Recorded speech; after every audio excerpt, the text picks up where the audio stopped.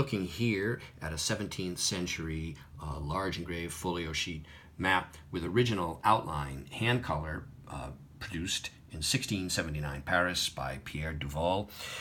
It's of real historical interest in that it forms 1/4 of a very large wall map. It's the bottom lower left section. The map is interesting to us in its depiction of Peru with a giant, South America with a giant lake here in the center near Peru. And we see a tall-mast ship with its course sailing through the straits there of Magellan.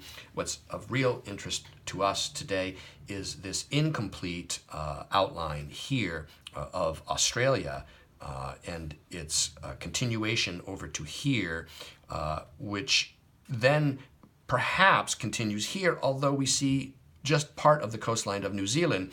And in fact, it's not until the following century, 120 years later or so, that Captain Cook actually circumnavigates the two islands of New Zealand and determines that, in fact, that there's a north and a south island. And over here we see an incomplete outline form to Van Diemen's Land, which of course we know is an island to the south of the continent of Australia. But here it's shown ambiguously as an unknown partial outline mass of land.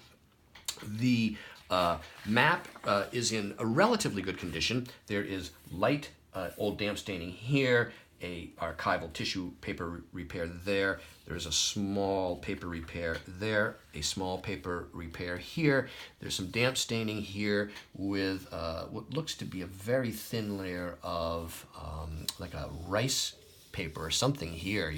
It's almost invisible actually to the eye.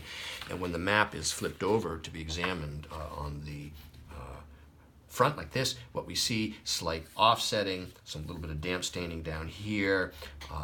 It originally would have been trimmed across the top to be joined to the other sheets in a manner that we'll see in this cartographic cartobibliography here, this reference book, Shirley's monumental mapping of the world.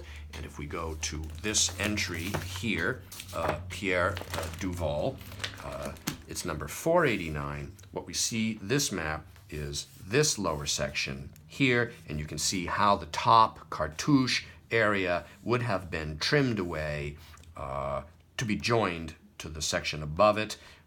We only actually have this one section here. We also have, at this moment in time, these two sections as well available on our website. We've determined that it probably makes the most sense to offer them individually in case somebody needs to assemble their own version of the wall map they may have sheets from.